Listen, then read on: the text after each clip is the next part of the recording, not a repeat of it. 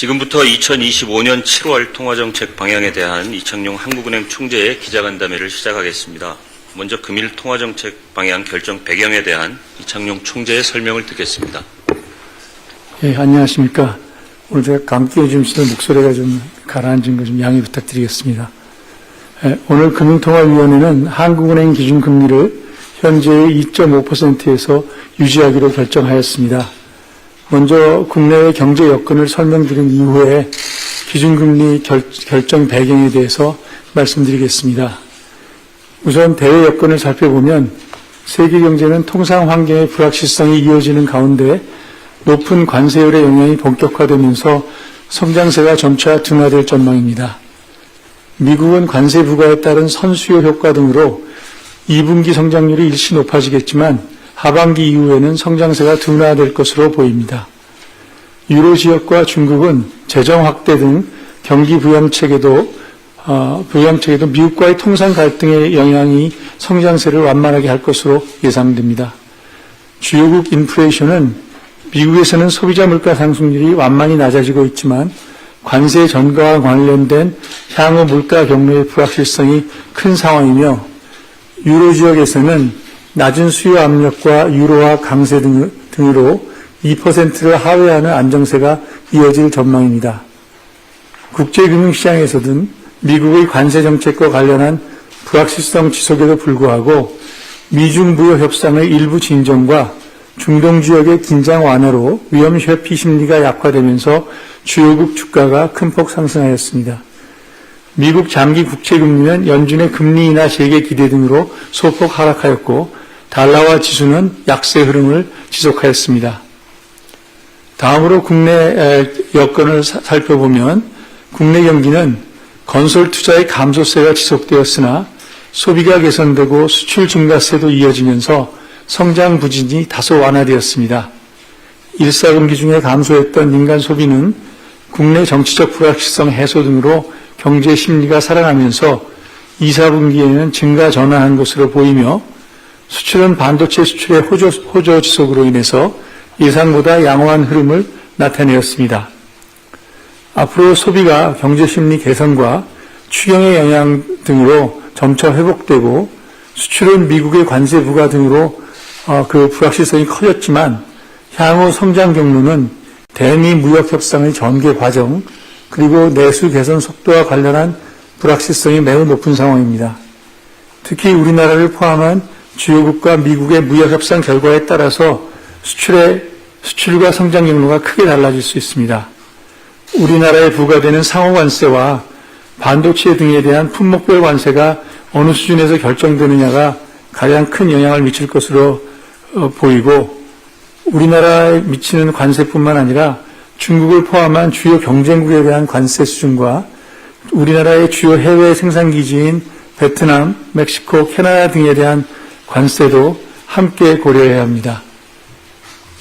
대다수 국가에서 미국과의 협상이 결렬되고 중국, EU 등이 보복관세로 대응하면서 무역 갈등이 격화될 경우라면 이들 국가들을 통한 간접 효과가 우리나라의 직접적인 매겨지는 관세 효과보다도 더 커질 수 있는 가능성이 있기 때문입니다. 따라서 금년도 성장률을 어느 정도 조정할지는 국가별 상호 관세와 품목별 관세가 최종적으로 우리나라에 대해서 어떻게 결정될지 또 경제 심리 개선과 추경의 영향은 어떨지 등을 면밀히 점검해서 8월에 말씀드리도록 하겠습니다. 국내 물가는 2% 내외의 오름세를 이어갔습니다.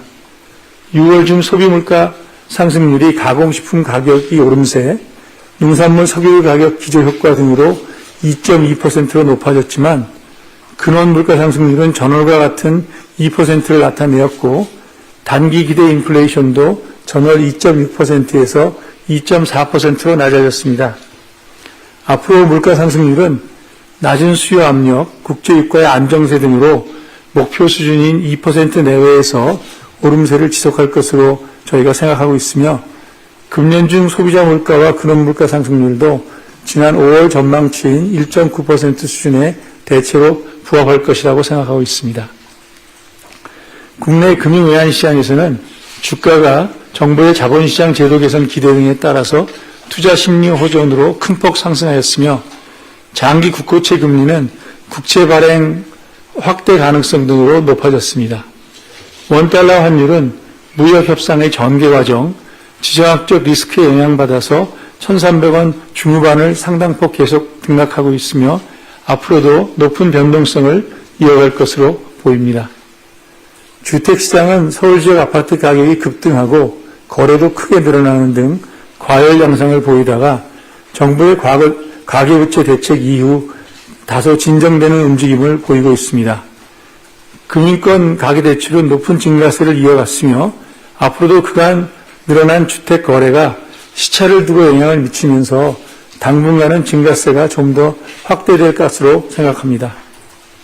마지막으로 이 같은 대내외 정책 여건을 고려한 기준금리 결정에 대한 말씀을 드리겠습니다. 오늘 금융통화위원회는 물가가 안정된 흐름을 보이고 있는 가운데 당분간 낮은 성장세가 이어질 것이 예상되지만 무역 협상 등과 관련한 불확실성이 큰 것으로 보았습니다. 하지만 수도권 주택가격 오름세와 가계부채 증가세가 크게 확대되었고 최근 강화된 가계부채 대책의 영향도 살펴볼 필요가 있는 것만큼 현재 기준금리 수준을 유지하는 것이 적절하다고 판단하였습니다. 이 결정은 금통위원 전원 일치였습니다. 기준금리 결정 배경을 조금 더 자세히 설명해 드리면 무엇보다 지난 5월 통방 이후 정책 여건 중에서 가장 큰 변화는 금융안정 측면에서 수도권을 중심으로 주택시장이 매우 과열되고 가계부채 증가세가 확대되면서 금융 불균형에 대한 우려가 크게 높아진 것입니다. 이러한 상황에서 기준금리 동결을 통해서 과도하게 금리가 인하될 것이라는 기대가 형성되지 않도록 함으로써 주택시장의 과열 심리를 진정시킬 필요가 있다고 판단하였고 최근 정부가 내놓은 가계부채 대책의 효과도 살펴볼 필요가 있다고 생각했습니다. 성장은 추경 등에 따른 상방 리스크와 함께 미국 관세 정책에 따른 하방 리스크가 모두 존재하며 특히 7월 말까지 3주간의 추가 협상 결과에 따라서 향후 성장 경로가 크게 달라질 수 있는 만큼 그 전개 과정을 점검한 후에 대응할 여지가 있다고 판단하였습니다. 한편 물가는 지정학적 리스크 제고가 가능성을 완전히 배제할 수는 없지만 낮은 수요 압력을 감안할 때 그간의 안정적인 흐름에 큰 변화가 없을 것으로 보입니다. 금융통화위원회는 이러한 상황을 종합해 볼 때 이번 회의에서는 기준금리를 현 수준에서 유지하고 가계부채 대책의 영향, 무역협상의 전개 양상 등 대내외 정책 여건의 변화를 조금 더 점검하는 것이 적절하다고 판단하였습니다. 앞으로의 통화정책 운영 방향에 대해서 말씀드리면 안정된 물가 흐름이 이어지는 가운데 당분간 낮은 성장세가 지속될 것으로 전망되는 것만큼 기준금리의 인하 기조를 이어나갈 필요가 있다고 보고 있습니다. 다만 단기적으로 금융안정 리스크가 급증한 데다 재정 및 관세 정책 등과 관련한 경제 전망의 불확실성이 큰 만큼 추가 인하의 시기와 폭은 향후 입수되는 데이터를 보면서 결정해 나가도록 하겠습니다. 이상으로 모두 발언을 마치겠습니다. 경청해 주셔서 감사합니다. 네, 지금부터 질의응답 시간을 갖겠습니다. 질문하실 때는 소속과 성명을 말씀해 주시기 바랍니다. 남기진.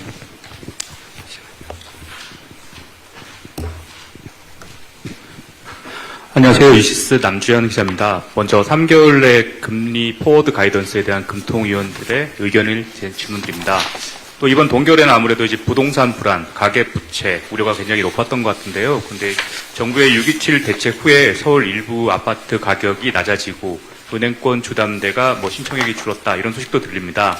이번 정부의 부동산 대책에 대한 평가와 지금 집값, 가계 부채 흐름에 대해서 어떻게 해석하시는지 먼저 질문드립니다. 그리고 이제 성장률에 대해서도 한 가지 더 질문을 드립니다. 2차 추경 규모가 이제 예정보다 크고 그리고 집행 속도도 빠르게 하겠다고 하는데요. 여기 통방문에 보면 이제 오늘 소비 개선과 수출 증가에 성장 부진이 다소 완화됐다 이런 표현이 나옵니다. 이제 관세 불확실성을 강조하시긴 하셨지만 이거를 제외하고 제 추경 효과와 현재 경제 상황만 볼 때 올해 1% 성장률이 가능하다고 판단하시는지도 궁금합니다. 네. 우선 3개월 앞 금리 전망에 대해서 조건부 금리 전망에 관해서 말씀드리면 저를 제외한 금통위원 6분 중에서 4분은 현재 2.5%보다 낮은 수준으로 금리를 인하할 가능성을 열어놓아야 된다는 의견이셨고요. 나머지 2분은 3개월 이후에도 2.5% 수준으로 금리를 그대로 유지할 가능성이 크다는 견해를 말씀하셨습니다. 의원님들이 이렇게 전망한 이유를 말씀드리면 우선 4분은 추가 인하 가능성을 열어놓고 향후 미국과의 관세 협상의 진전, 정부의 부동산 대출 관리 정책의 효과 등을 좀 살펴보면서 입수되는 데이터를 보면서 금리를 결정해 나갈 필요가 있다는 의견이셨습니다. 나머지 2분은 금융 안정에 대한 확신을 얻기 위해서는 아무래도 시간이 조금 더 필요하고 또 미국과의 금리 격차가 2% 이상으로 확대되는 것에 대해서도 주의 있게 봐야 하는 만큼 3개월 시기에서는 금리를 현 수준에서 유지하면서 경제 상황을 점검해 나가는 것이 적절하지 않냐는 의견이셨습니다. 매번 하는 얘기지만 이러한 금통위원들의 모든 전망은 경제 상황에 따른 조건부 전망임을 다시 한번 강조드립니다.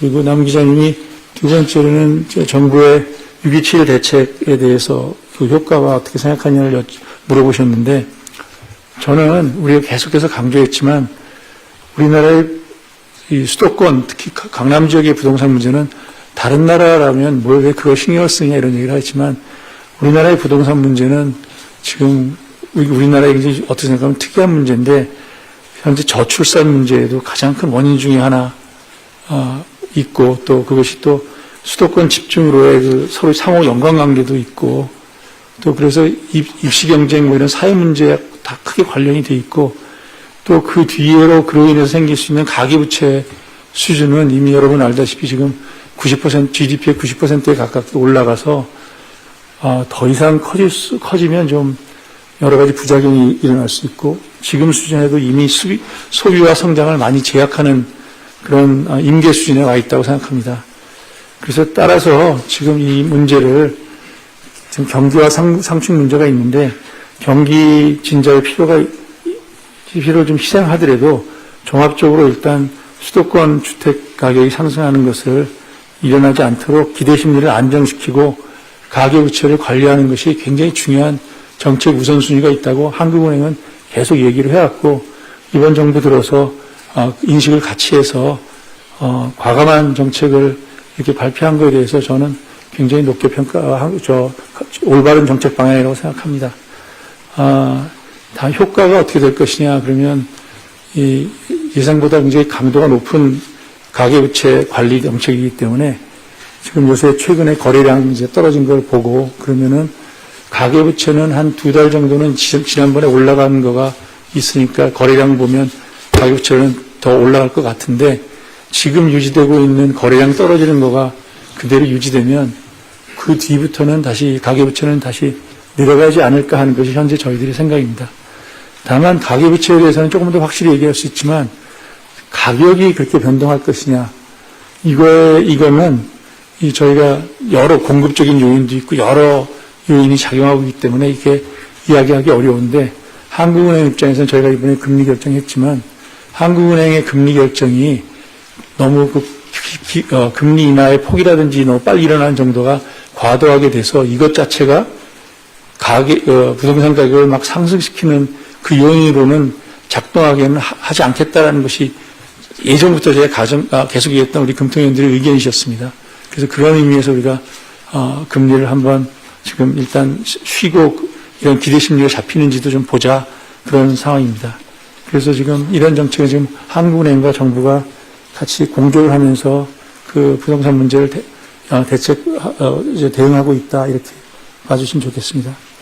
마지막 질문은 지금 현재 5월 달에 저희가 0.8%로 올해 경제 성장을 예측했는데 현재 상황에서 볼 때 올해 성장률이 1%로 올라갈 수 있냐 그 말씀인 것 같은데요. 지금 추경은 효과가 지금 1차 추경이 GDP를 한 0.1% 정도 올리는 효과가 있고 2차 추경도 저희가 볼 때는 GDP를 한 0.1% 올리는 효과가 있을 걸로 보고 있습니다. 특히 2차 추경의 안에 대해서는 이제 자세한 기준 나와서 저희가 봤더니 그 정도 될 거라고 생각해서 기계적으로 생각하면 1차 추경은 이미 5월 전망 0.8에 포함되어 있으니까 2차 추경에 0.1을 더하면 0.9가 되는 거고요. 거기에 저희가 한 달 자료지만 최근 자료를 보면 저희가 5월에 생각했던 것보다 소비는 조금 더 좀 큰 양은 아니지만 조금 좋아지는 것 같고 수출도 반도체 수출이 좋아서 좀 좋게 나오고 있고 그래서 거기서 뭐 조금 더 플러스 효과가 있을 수 있는 가능성이 생긴 반면에 건설은 저희가 나빠서 어쨌든 3, 4분기에 바텀을 칠 거라고 얘기는 예측은 했지만 그 나쁜 정도가 건설 투자는 생각보다는 좀 더 나쁩니다. 그래서 상쇄되는 게 있고 제일 어려운 것은 지금 8월 1일까지 유예가 됐지만 일단 관세가 저희가 10% 정도 되는 걸로 보편 관세가 10% 되는 걸로 8월에는 가정을 하고 제가 예정을 8월이 아니라 5월에는 10%로 예상을 했는데 지금은 이제 8월 1일까지는 연기가 되어 있지만 8월 2일 날 다시 10%로 25%가 내릴지 우리가 25%에서 더 올라갈지 그대로 있을지 그건 8월 1일이 돼야만 아는 게 있고 또 제가 조금 전에도 말씀드렸지만 저희는 우리나라 관세가 어떻게 되냐가 중요하지만 간접적으로 이 외부에 수출해서 수출하는 것이 생산해서 수출하는 것이 많기 때문에 저희의 이 생산 기지가 있는 베트남, 멕시코, 또 캐나다 이쪽뿐만 아니라 또 중국을 통해서 가는 것도 많기 때문에 중국의 관세가 어떻게 되냐가 굉장히 중요합니다. 또 EU도 저희 수출에 많이 영향을 데스티네이션이고 그래서 아직 EU하고 중국이 어떻게 관세 이번에 어떻게 되는지 레터를 받은 상황이 아니기 때문에 그것들이 안정해져 있어서 지금 남 기자님이 올해 1% 될 수 있냐 지금 얘기할 수 있는 상황이 아닌 것 같아요. 특히 관세 부분의 언서턴티가 우리뿐만 아니라 EU나 중국이 없어서 그래서 결론적으로는 8월 1일에 그게 발표가 되면 이쪽 추경이나 이쪽은 좀 더 명확해지니까 그때까지 데이터를 봐서 8월 말에 있는 통방에서 이 경제성장률을 다시 발표를 하니까 그때 가서 자세히 말씀드릴 수 있을 것 같습니다. 예, 감사합니다. 다음 질문 받겠습니다. 강 기자님. 네, 한국경제 강진규 기자입니다. 시장에서 대부분 좀 이번에는 금리를 좀 동결할 거다 이런 예상을 좀 많이 했던 터라서 좀 초점이 다음 인하 시점에 대해서 좀 쏠려 있는 것 같은데요. 8월 인하 가능성이 여전히 우세하지만 10월로 미뤄질 수도 있다는 얘기가 시장에서는 나오고 있는 것 같습니다. 이런 시장의 기대 변화가 좀 타당하다고 보시는지 궁금하고 연말 최종 금리 수준에 대해서 당초 생각하셨던 것과 비교해 좀 변화가 있으신지 궁금합니다. 그리고 연관되는 질문일 수 있는데요. 아까도 한 2달 정도 가계대출 증가세가 더 이어질 수 있다라고 말씀하셨는데, 부동산 거래량이나 선행지표를 통해서 좀 2달 이후에는 확실하게 좀 가계부채가 줄어들 걸로 예상이 된다면, 이 실제적인 부채 둔화를 확인하기 전에도 선제적으로 금리를 내릴 수 있는지 여쭤보고 싶습니다. 그래서 지금 이게 말씀하신 대로 다음번 금리 인하가 언제가 되느냐, 그런 거가 최종 금리를 어느 시점에 따라서 보는 게 다른데 연말 금리라고 많이 생각하면 연말까지 금리라고만 생각을 하면 그 뒤는 어떻게 될지 모르지만 언제 내리는 거하고도 관련이 다 있어요. 두 개가 다 연관된 문제인데요. 지금 가장 어려운 거는 가계 부채 규모는 조금 전에 우리 강 기자님 말씀하신 대로 이전에 지금 이미 계약이 된 것들이 시차를 가지고 오기 때문에 가계 부채 흐름은 저희들이 미리 예상을 할 수 있어서 그것만 본다 그러면 선제적으로 대응할 수 있습니다. 그런데 조금 전에 제가 얘기한 대로 가계 부채만 보는 게 아니라 수도권 이 가격 자체가 어떻게 되냐 그러면은 그 가격이 또 생각보다 많이 올라가면 또 다시 이런 규제에도 불구하고 또 대출을 받으려는 그 수요가 또 생길 수도 있고 그래서 가격이 좀 잡혀야 되거든요. 그리고 우리나라에서 부동산 가격이 서울 지역의 수도권 지역의 부동산 가격이 번져나가기 시작하면 사회적으로 정적인 문제뿐만 아니라 정말 많은 피해, 젊은 층의 전말감부터 시작해서 이런 많은 문제가 있기 때문에 가격 잡는 것도 굉장히 중요합니다. 그래서 그 파트를 저희가 지금 금방 8월이면 그 문제가 해결돼서 할 수가 있냐, 이거 참 어려워요. 그렇다고 지금 부동산 가격만 볼 수 있는 것이 아니라 8월 초에 트럼프 대통령이 관세를 어떻게 되느냐에 따라서 경제 전망이 아까 1% 이상 될 거냐 이런 얘기 했는데 오히려 거꾸로 반대로 굉장히 많이 떨어질 가능성에 대해서도 저희가 준비를 할 수 있어서 저는 지금 굉장히 제가 생각하는 나쁜 시나리오는 관세는 관세대로 굉장히 크게 올라가고 다른 나라도 통해서도 반면에 또 부동산 가격은 가계부채는 잡히는데 부동산 가격은 안 잡히고 그러면은 금융 안정과 성장의 이 상충 관계가 굉장히 나빠질 수 있습니다. 그러면 그 경우에는 어디다 더 웨이트를 둬서 금리를 해야 될지 이런 지금 그 금통위원들 간에도 의견이 그때는 많이 나눠질 것 같고요. 그래서 제가 지금 상황에서는 정말 언제 낮출지 그리고 최종 금리가 어디까지 갈지는 이제 미리 말씀드리기는 굉장히 어려운 불확실성이 굉장히 커서 데이터를 보면서 결정해 나가겠다 그렇게 말씀드릴 수밖에 없는 것 같습니다. 예, 감사합니다. 다음 질문 받겠습니다. 김 기자님. 네, 중앙일보 김경입니다. 저는 하반기 미국 금리 정책에 관한 질문 드리겠습니다.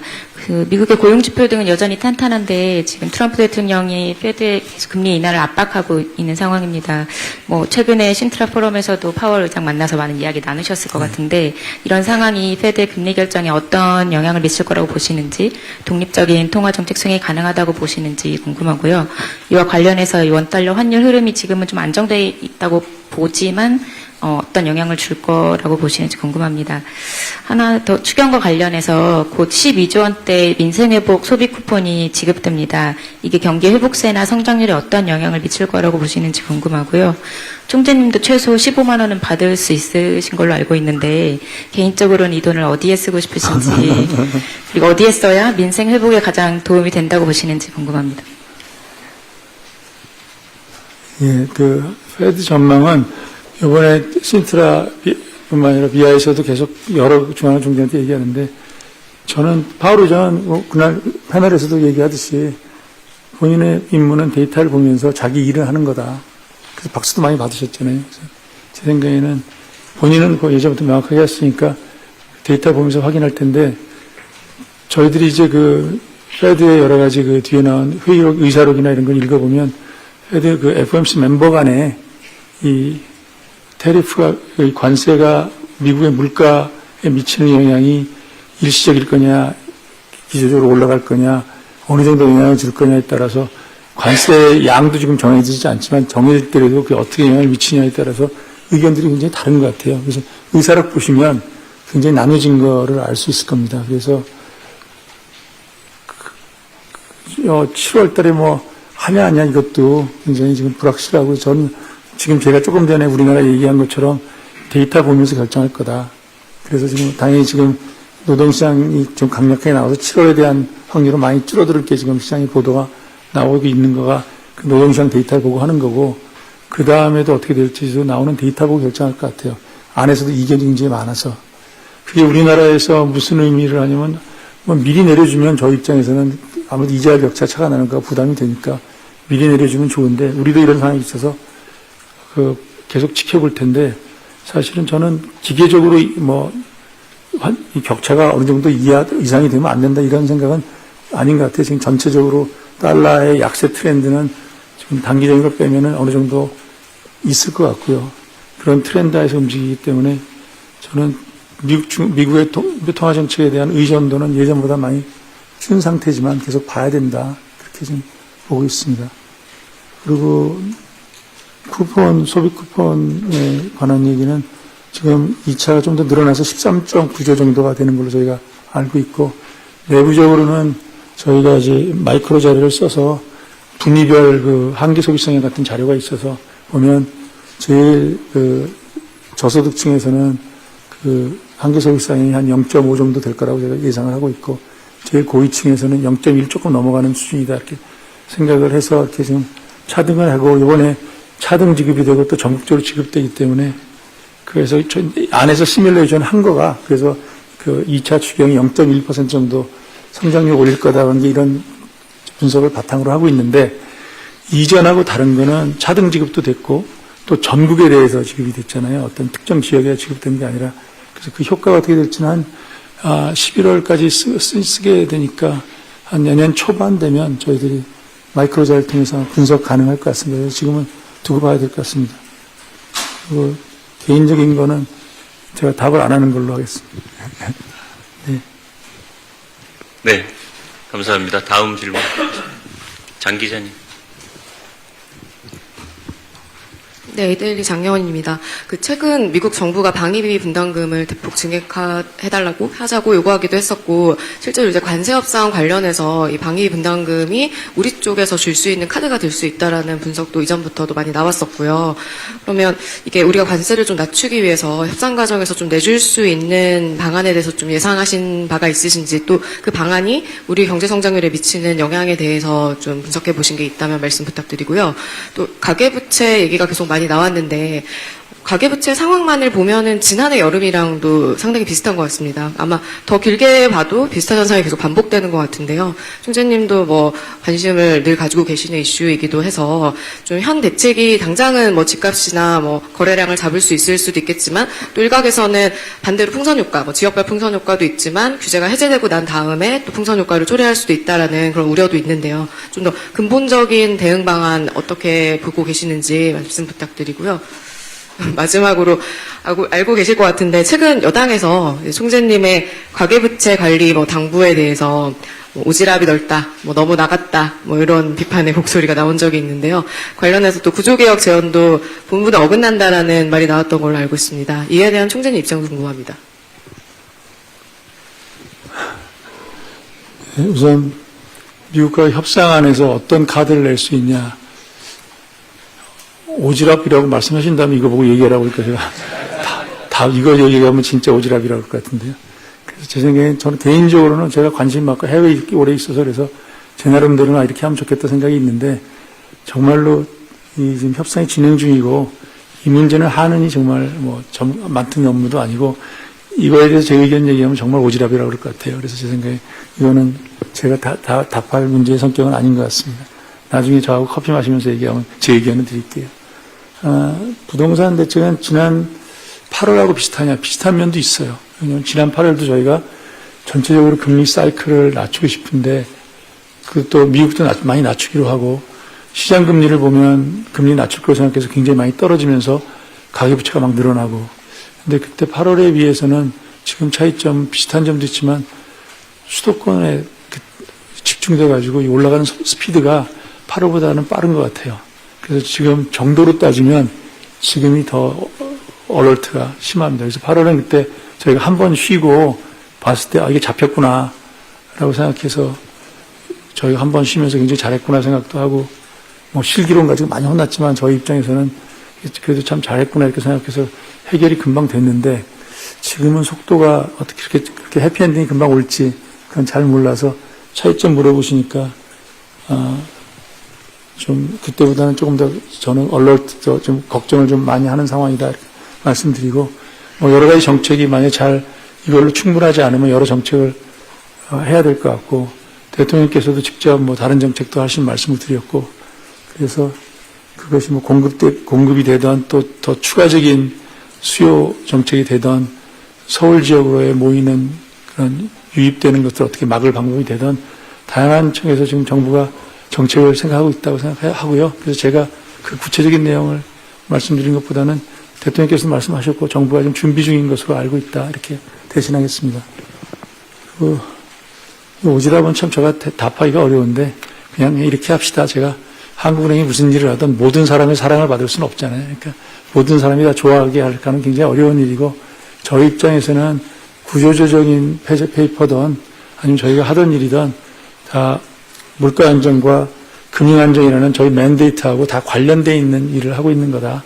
그래서 계속 그렇게 우리 맨데이트 하에서 그런 연구들을 해 나가겠다 이런 말씀 드리겠습니다.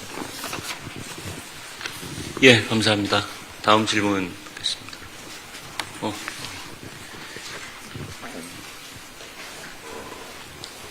네, 안녕하세요. 저 블룸버그 최관웅 기자입니다. 부동산 중에서 전세 가격에 대해서 여쭤보고 싶습니다. 이게 전세금이 일종의 전세금 이자가 월세 역할을 하는 걸 감안하면 집값보다 어찌 보면 전세금이 그 금리 정책에 더 영향을 바로 받는 것 같습니다. 그리고 예전에 전세금이 올라가면서 집값을 밀어올렸던 사례들도 있고요. 한국은행 입장에서 전세금을 어느 정도 진지하게 보시는지 여쭤보겠습니다. 예. 저희 스타디 많이 해서 지금 보고서로 나갔을 거예요. 정책금융하고 전세금 이런 거가 지금 기본적으로 저희들이 DSR이나 이런 규제에 집어넣어야 되느냐. 저희 보고서에서 아마 그런 방으로 궁극적으로 그렇게 가야 된다. 그리고 사실 전세라는 제도 자체도 바꿔야 된다. 이게 전세라는 게 과거에 금융시장이 발전되기 어려울 때 사적인 그 부채 관계가 있거든요. 그런데 그게 어떻게 생각하면 이제 제도가 정착이 돼가지고 바꾸기가 굉장히 어려운데 아무런 몇 억씩에 되는 돈을 아무런 금융기관을 통하지 않고 담보나 이런 거가 제대로 되지 않은 걸로 인했을 때는 금융 안정의 문제도 있고 여러 가지 문제가 있어서 저희는 전세 제도를 바꿔가는 게 좋겠다 이런 얘기를 갖고 있습니다. 다만 사회의 관행이라는 거가 쉽지가 않아서 좀 어려운데 이번 대책에 저는 긍정적으로 좋은 점은 갭 투자가 없애는 방향으로 굉장히 갔기 때문에 전세를 통해서 이제 이 투자를 한 목적권은 이번 제도를 통해서도 어느 정도 좀 잡을 수 있는 여력이 생겼다 이렇게 생각하고 있습니다. 다만 우리가 이제 전세를 통해서 실수요하는 분들이 그만큼 이제 고통을 받게 되죠. 그래서 이런 문제가 모든 사람을 다 행복하게 하기는 어려운데 궁극적으로는 하여간 이 전세 제도에 대한 것은 이제 제도권으로 들어오게끔 만들어야 될 것 같습니다. 네, 감사합니다. 다음 질문 받겠습니다. 김 기자님. 네, 저 머니투데이 김주연입니다. 저 두 가지 질문 드리고 싶은데요. 먼저 이제 하느니 달러 스테이블 코인 대응 차원의 원화 스테이블 코인 도입은 효과가 좀 없다. 오히려 달러 스테이블 코인 수요를 늘릴 수 있다. 이런 얘기를 해주셨는데 지난달 물가 설명회에서 총재님이 원화 스테이블 코인이 필요하다고 생각하고 발행에 반대하지 않는다고도 말씀을 해주셔서요. 어떤 취지에서 하신 말씀이었던 건지 설명 부탁드리고 두 번째는 이제 금융당국 조직 개편 논의가 진행 중인데 하나는 이제 계속 거시건전성 정책 수단이 확충될 필요가 있다는 주장을 해오셨는데 좀 총재님 의견이 궁금하고 또 이런 거시건전성 정책 수단이 필요한 이유에 원화 스테이블 코인 도입도 이제 염두해 두고 계신 건지 함께 말씀 부탁드립니다. 우선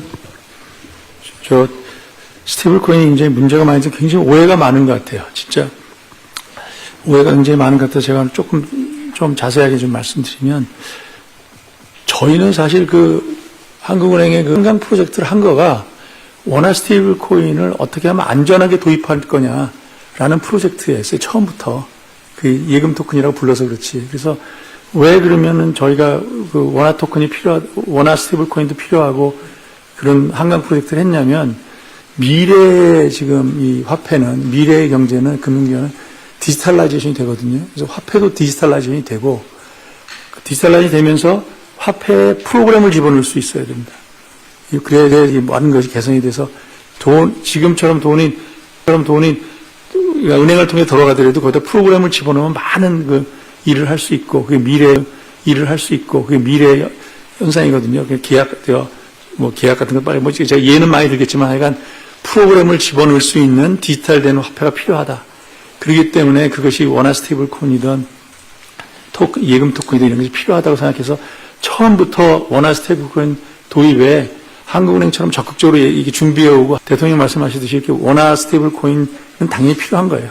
근데 이슈는 뭐냐면 이 원화 스테이블 코인을 도입하는 방식이에요. 그리고 이 원화 스테이블 코인을 도입하는 방식이에요. 그리고 어떻게 규제를 할 거냐는 건데 저희 얘기는 그 스테이블 코인을 도입하게 허용을 해주면 여러 문제가 생길 수 있다. 첫 번째, 여러 문제가 생길 수 있다. 원화 스테이블 코인을 많이 만들면 다수의 민간화폐가 만들어지는 거거든요. 민간이란 말은 좀 또 다르지만, 그러니까 은행들도 다수 많이 허용되면 다수의 은행이든 비은행이든 다수의 민간화폐가 만들어지면 이 화폐의 가치가 좀 조금씩 다 다를 수 있는 거예요. 신용에 따라서.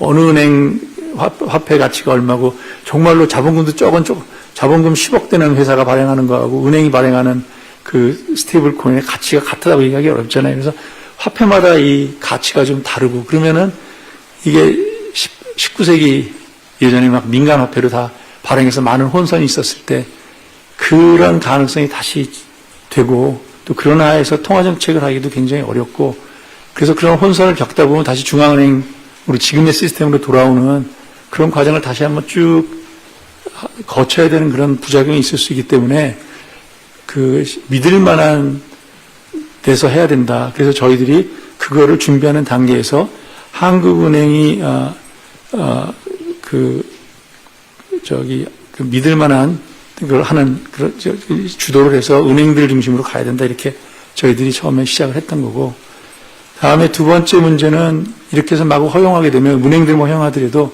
원화 스테이블 코인이 생기면 아는 대로 그 외환 자유화 정책과 충돌할 수 있고, 이것은 사실은 원화 스테이블 코인이 없어도 달러 스테이블 코인이 굉장히 많아짐으로써 이 문제 벌써 현실화되고 있거든요.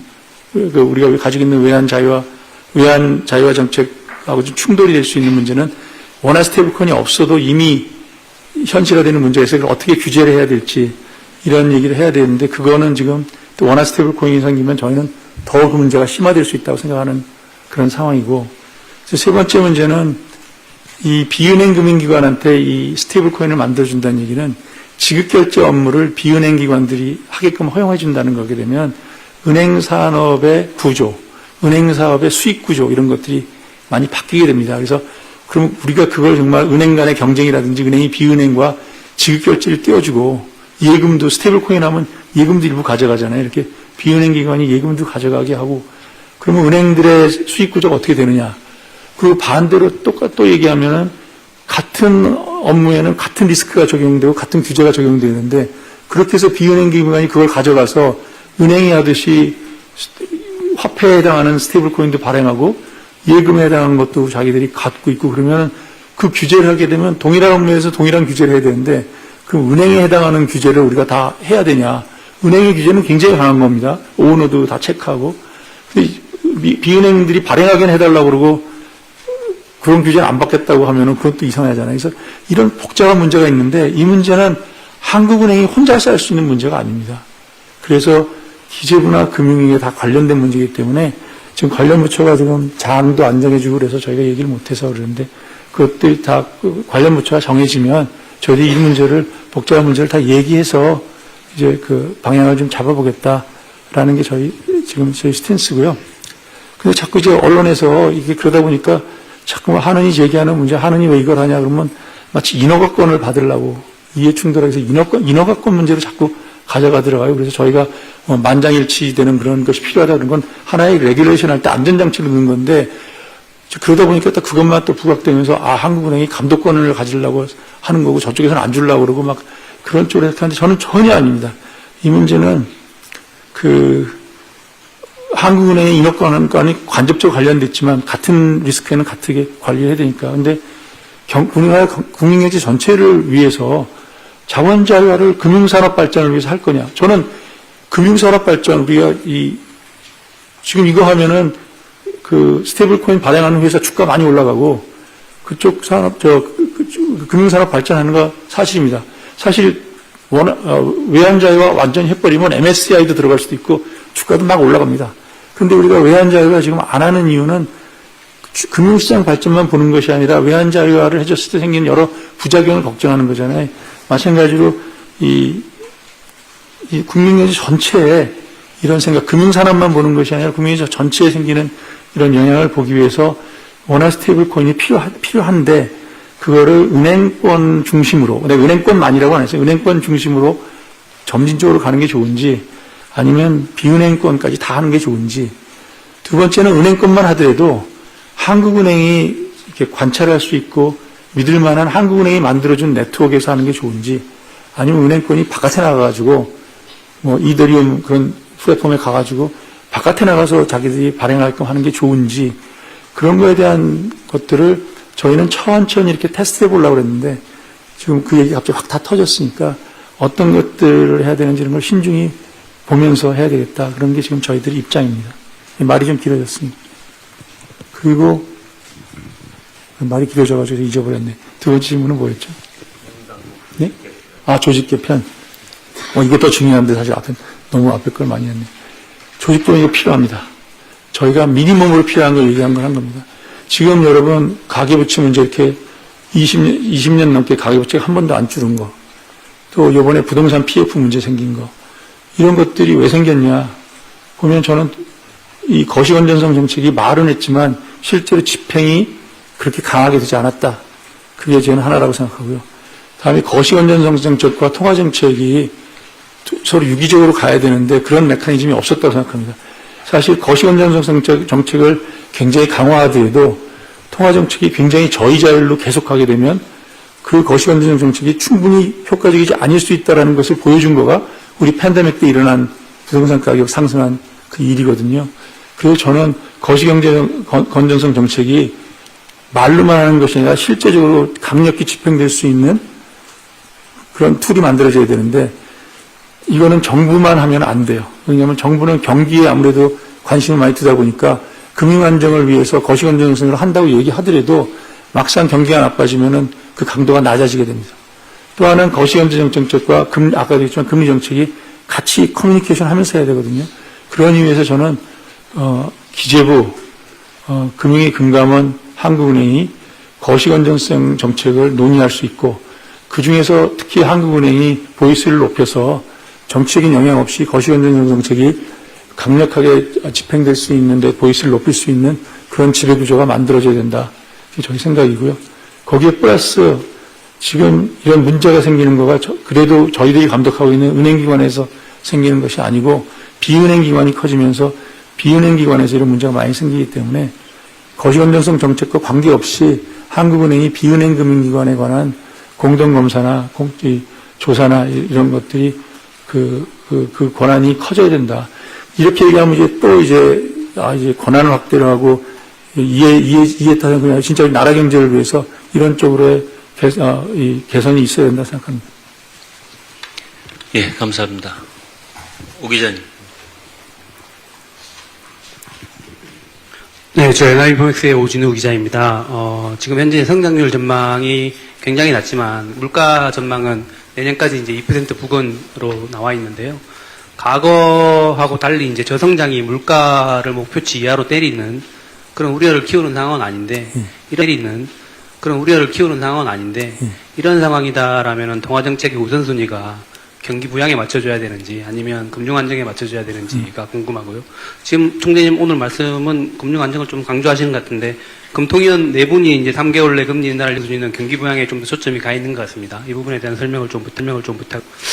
그다음에 아까 이제 최악의 시나리오 관세가 올라가고 집값은 안 잡히는 이런 부분을 말씀해 주셨는데 반대로 지금 시장의 분위기를 보면 관세 문제는 이제 협상 가능성이 좀 더 크고 그다음에 집값도 예를 들면 정부 규제로 조금 안정된다라고 했을 경우에는 이렇게 조금 관세 위험이 완화되고 집값도 조금 잡히는 시나리오로 가면 예상했던 수준의 금리 인하는 뭐 그대로 끌고 간다고 보시는지 아니면 조금 필요성이 줄어든다고 보시는지 여쭤보고 싶고요.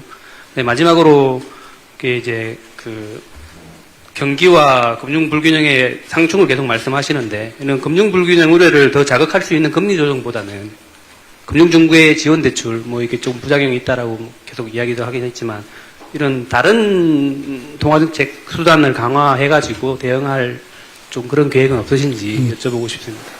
예, 무슨 이론적으로 지금 물가가 완전히 안정돼 있으면은 금융 안정과 성장 중에 어느 거가 더 우선순위를 가져야 되냐? 그럼 저희 한국은행 저희 한은법 1조 1항하고 2항을 보시면 저희가 물가 안정을 도모함으로써 국민경제의 건전한 발전을 한다라고 돼 있대. 그때 국민경제의 건전한 발전에 성장이 당연히 들어가잖아요. 다음에 1조 2항을 보면은 통화시장 정책을 할 때는 금융 안정에 유의해야 된다고 돼 있습니다. 그래서 저희는 그걸 어떻게 해석하냐면 세 가지 목표 중에서 우선순위가 가장 큰 물가 안정이다. 그래서 우선순위는 물가 안정이 돼 있는데 그 뒤에 건전한 발전의 이 항목인 성장과 금융 안정에 대해서는 저희는 우선순위가 별도로 확실히 있는 건 아니고 두 개를 보면서 그때그때 상황에 따라서 판단해 나가는 거라고 저는 해석하고 있고 아마 금통위원들도 그렇게 해석하실 거예요. 그래서 이번에 올해 말씀하신 대로 지금 이번 7월 결정에 있어서는 성장과 금융 안정 간의 상충 관계에서 6분 모두가 금융 안정에 지금 더 웨이트를 둬야 된다라고 보신 거고요. 지금 말씀하신 대로 다음 3개월 뒤에는 4분, 2분 이렇게 나눴는데 그러면 그렇게 지금 웨이트를 바꿔서 생각하는 거냐는데 그거는 데이터를 보고 조건부로 하신 거기 때문에 이제 제 7월, 8월 달 결정할 때 여러 데이터가 생기면 그때 나온 상황 보고 아까 좋은 상황, 나쁜 상황 여러 가지를 다 얘기했는데 그때 보고 다시 성장과 금융안정의 상충관계 중에서 어느 것을 더 방점을 둘지는 그때 가서 다시 결정할 것 같습니다. 그래서 이번에 4명, 2명이 오늘 시점에서 해석하시는 거고 데이터가 새로 나오면 그것도 또 바뀌면서 하실 거 아닌가 이렇게 생각하고 있습니다. 그리고 가상적인 말씀하셨죠. 뭐 관세도 잡히고 집값도 안정되고 저는 이거 굉장히 좋은 시나리오라고 생각하는데요. 그 경우도 우리나라 성장률이 좋아져도 지금 잠재 성장률인 거의 2% 가까운 수준이에요. 한참 나쁘고 지금 성장률이 몇 년째 잠재 성장률부터 밑으로 내려가 있어서 GDP 갭이 상당히 있는 상황이기 때문에 저는 그 경우에는 금리를 뭐 낮출 수 있는 가능성이 그대로 남아 있다. 그리고 그렇게 빨리 그런 상황으로 돌아가면 저희 통화 정책이 훨씬 쉬워지고 금리 낮출 수 있는 여력이 됐을 거라 생각합니다. 그리고 그 경우에 그런 좋은 경우가 안 오면 이제 사실은 성장 때문에 금리를 낮춰야 되는데 부동산 가격 때문에 낮추기가 어려운 상황이 되면은 금중대를 쓰거나 뭐 다른 방법을 쓸 수 있냐는데 굉장히 좋은 그 질문이시고요. 사실 우리 올해 초에 그렇게 했죠. 1월 달에 저희들이 금리를 낮추고 싶었는데 여러 가지 문제가 좀 있어서 낮추는 대신에 저희가 금중대를 썼는데 그때는 금중대를 쓸 수 있었던 거가 기존 금중대에서 쓰지 않은 포션이 썼습니다. 근데 지금은 그게 다 써 있어서 지금은 못 씁니다. 그래서 근데 지금 상황에서 저희가 내부적으로 좀 스타디를 하고 있어요. 지금 있는 금중대는 뭐 신성장 산업을 도와준 거라든지 막 이렇게 정말 어떻게 생각하면 재정으로 할 사업들을 지금 저희가 막 하고 있는 것들이 꽤 되거든요. 물론 도와줘야 되지만 그래서 그러지 말고 이걸 다 이렇게 통합을 해가지고 지금 말씀하신 대로 금리 정책의 보완 수단으로 이 금중대를 사용하는 것이 바람직하지 않냐. 그렇게 되면 좀 제도도 바꾸고 여의분도 좀 이제 정리를 해가면서 해야 돼서 그걸 지금 좀 스타디하고 있습니다. 그래서 그 방향으로 가는 거가 더 맞다. 왜냐하면 저희가 재정정책이 하던 거를 떠맡아서 하는 거는 여러 가지 논란이 많았는데 금리 정책의 보완 수단으로 이걸 다 바꿔갖게 하면은 논의도 좀 훨씬 더 명확해지고 그다음에 지금 이런 상황에서도 효과적으로 대응할 수 있을 것 같아서 그 방향으로 지금 스타디 중입니다. 예, 감사합니다. 다음 질문. 김 기자님. 네, 아시아경제 김유리입니다. 아까 앞서서 그 원화 스테이블 코인 말씀 나와서 질문 드리는데요. 말씀 주신 대로 한강 프로젝트가 그 원화 스테이블 코인 안전한 도입을 위한 방안으로 보고 계시는데 그럼에도 좀 잠정 보류가 됐습니다. 이렇게 보류가 된 배경에 대한 뚜렷한 설명이 그간 있지 않았어서 총재님께 설명을 좀 부탁드리고요. 또 은행들이 그 비용 등을 좀 문제 삼아서 한강 프로젝트에 좀 난색을 표한 것으로 알려져 있는데요. 그 은행은 지금 자체적으로도 스테이블 코인 발행을 추진하고 있는 상황입니다. 그 한강 프로젝트의 보류 이후에 뭐 비용 이외에 다른 구조적인 문제나 이런 것들이 있었는지 궁금합니다. 예. 저도 좀 그 보도 보고서 화도 나고 그다음에 오해가 많구나 이런 생각 많은데 왜 어떻게 저는 이제 일시 정지라고 생각을 하고 있는데 중단이보다 일시 정지라고 생각해 왜 일시 정지를 하게 됐냐면 저희가 이 파일럿 1, 2하고 파일럿 3쯤에는 상용화를 하겠다까지 한 로드맵이 쭉 있었어요. 근데 파일럿 1이 끝나는 시점에 이제 갑자기 우리나라에서 이제 비은행에 대한 스테이블코인 발행 논의가 갑자기 확 퍼지니까 은행권에서 비용도 들어서 이렇게 했는데 좀 한국은행이 확실하게 할 수 있는 거냐, 법적으로 이게 확실히 지금 예금 토큰 중심으로 가는 거냐, 비은행이 아니라 은행 중심으로 가는지 그런 거 확답이 있어야 2차도 투자도 하고 그럴 거 아니냐라는 그런 견해가 굉장히 많아졌습니다. 그러니까 그런데 저희가 그 답을 주기가 어려운 거 아까도 얘기했지만 사실 저희는 뭐가 제일 좋은지에 대한 저 의견이 있는데 은행들하고 하는 게 이걸 법으로 할 거는 저희 법도 아니고 금융위하고 기재부하고 다 나서서 아까 같은 부작용도 같이 얘기도 해야 되고 그래서 제가 법으로 이걸 확정해달라고 그러면은 제 권한 바깥이고요. 제가 은행장님 만나서 설명하는 거 정도면 굉장히 저희 코미트먼트를 보인 거라고 저는 생각을 하고 그렇게 했는데 아무래도 은행 입장에서는 이게 불확실성이 있고 또 2차의 프로젝트도 해야 되고 그러니까 좀 불확실성이 좀 가셨으면 좋겠다는 의견을 많으신 것 같아요. 그래서 은행들이 의견을 받아들여서 그러면 이번에 기재부하고 금융이 생기고 정치권하고도 얘기도 해가지고 방향이 그럼 확실히 잡히면 그 다음에 다시 하자. 저는 토크나이즈 디파짓은 이래저래 필요한 거니까 필요할 거라고 생각합니다. 그래서 제 생각에 은행들이 비용이 많이 들어서 그런다는데 사실 1차 프로젝트에도 저희가 하나도 안 썼다고 그런다니 저희도 한 170억 썼고요. 은행들은 개별로 한 40억 해서 한 270억 썼습니다. 그리고 2차 프로젝트도 아마 그 정도에서 조금 더 들 텐데 한국은행이 하나도 안 쓰면서 막 시켰다가 저희도 충분히 많은 양을 썼습니다. 그래서 2차 프로젝트 하더라도 그 비용도 쓸 거고 또 이렇게 장기적인 이런 먹거리를 마련하고 장기적인 어떤 것이 좋은 프로젝트냐는 걸 하는데 은행들이 몇십억을 못해서 하기 어렵다고 얘기하는 것은 제 생각에 그 이유는 진짜 이유가 아닌 것 같고요. 또 로드맵이 없었다는데 그것도 그 이유는 아닌 거고 은행들 입장에서는 저희가 규제권, 법을 갖고 있는 법도 안 가져 있고 어떤 면에서 감독권도 없는 기관이 정부하고 합의가 안 됐는데 정부가 어느 쪽으로 갈지도 모르는데 한국은행한테 먼저 커미트해가지고 한국은행이 하겠다는 걸 무조건 따라오는 거에 대해서 상당한 정도 거부감이라기보다는 부담감이 있었을 거라고 제가 이해를 합니다. 그래서 정부하고 얘기를 해서 그 부담감이 떨어지면 그 다음번에는 좀 더 적극적으로 따라와 주기를 좀 바라고 있습니다. 예, 감사합니다. 어느덧 12시가 좀 넘어버렸는데요. 마지막으로 한 분만 받고 간담회 마치도록 하겠습니다. 임 기자님.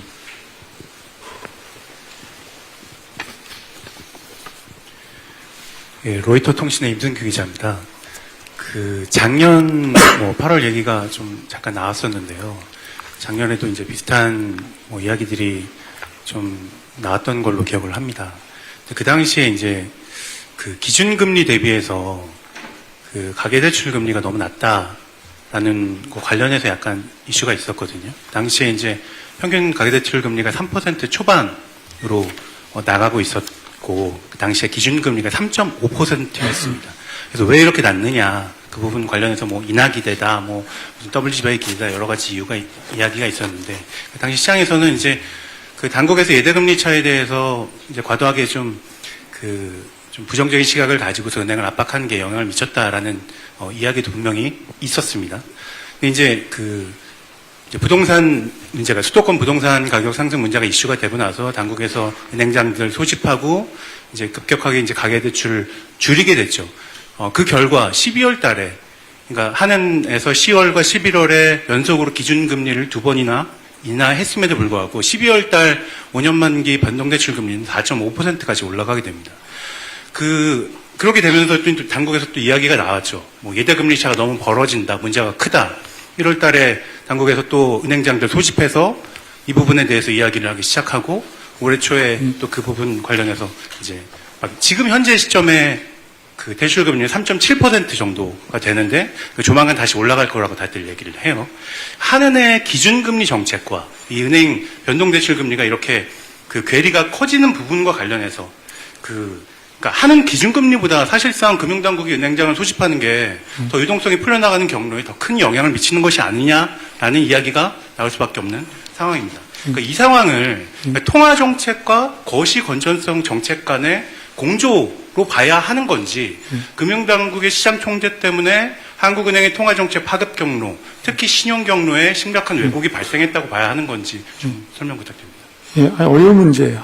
모든 걸 다 만족시킬 수가 없는 어려운 문제인데, 전반적으로 이 대출금리가 저희 기준금리보다 만기가 이제 긴 거가 더 낮아질 수 있고, 이거는 저는 충분히 있을 수 있다고 그래요. 저희가 관리하는 거는 초단기 금리만 보는 거지, 만기 2년, 3년 이렇게 가는 거는 시장금리가 앞으로 어떻게 될 건지 기대에 따라서 변화할 수 있고, 특히 금리가 인하나 인상으로 변화할 때는 변화가 폭이 굉장히 커서 낮아서 8월 달에 아까 말씀드린 대로 저희 기준금리보다 이 대출금리가 훨씬 낮아진 거는 그때 미국도 금리를 낮추고 전반적으로 우리도 금리를 낮추는 쪽으로 갔기 때문에 많이 떨어진 건 사실이라 저는 그거는 불편하지 않아요. 하는데 말씀하신 대로 그러다가 이제 은행 대출을 관리하면서 예대 마진 하기 때문에 영향을 받는 거에 대해서는 그게 시장 원리냐에 대해서는 충분히 지금 말씀하시게 할 수 있는데, 저는 금리라는 게 여러 가지가 있잖아요. 은행 담보금리도 있고 비담도 있고 쭉이기 때문에 저희들이 기준금리와 예상이 이 영향을 주는 여러 금리가 있기 때문에 꼭 그거 하나만 보고서 문제가 있다고 하는 건 또 과장된 면이 있다고 보고요. 저희 금리 정책은 예산을 통해서 영향을 저는 충분히 준다. 다만 저희가 주택담보가 비차지하는 비중이 굉장히 커서 그게 저렇게 왜곡되다 보면 상대적으로 다른 나라보다 왜곡이 더 크겠죠. 그래서 저는 그 영향을 받는데 그게 좀 왜곡이 되더라도 워낙 우리나라에서 부동산이 차지하는 위치가 너무 크고 그것이 갖고 있는 사회적 문제도 크고 또 은행 자체도 지금 자기들 대출에 가계대출의 70% 넘는 거를 가계 신용대출이 아니라 부동산으로만 해서 집중이 돼 있으면 은행의 안정성을 위해서도 안 좋아요. 그래서 저는 이 문제를 해결해 나가야 되는데 문제가 초기라든지 문제가 없을 때는 지금 얘기한 대로 시장 메커니즘 통해서 다 할 수 있지만 문제가 이렇게 커진 상에서 고칠 때는 그 고치는 기간 동안은 부작용이 있기 마련입니다. 저는 그 정도 부작용은 지금 뭐 이거 고치는 과정에서는 우리나라를 위해서 필요하다고 생각해요. 그래서 지금 말씀하시는 거가 방향적으로 맞는데 그거 말고도 굉장히 많은 다른 금리가 있어요. 무신금리 있고 부채가 아닌 것도 있기 때문에 그거를 갖고서 뭐 이게 한국은 시장 경제가 아니고 뭐 이렇게 얘기하는 거 제가 많이 바깥에서도 많이 듣는데 저는 그건 아닌 것 같아요. 예, 그래서 저는 지금 하는 정책에 대해서도 이걸 고쳐지면 그 다음에 완전히 선진화 시장이 되면 뭐 그런 문제가 사라지겠지만 이 과정에서는 필요하다. 그리고 또 예를 들어서 우리가 은행들한테 너 더 이상 저 지금 가계부채 있으니까 총량 규제하니까 더 하지 마. 그럴 때 은행 입장에서 그 대출 금리를 다른 금리보다 올리지 않고 누구를 어떻게 하면 선별로 어떻게 주겠어요. 그러니까 그게 신용하지만 금리가 그에 따라 바뀔 텐데 그거 가지고 뭐 은행이 금리 장사를 한다든지 뭐 그렇게 막 몰아붙이는 것도 잘못됐다고 생각해요.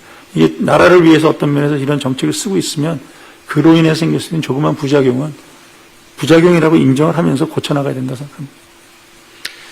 네, 감사합니다. 긴 시간 수고 많으셨습니다. 이것으로 오늘 기자간담회를 마치도록 하겠습니다. 예, 감사합니다. 목소리가 안 좋은데 들어주셔서 감사합니다.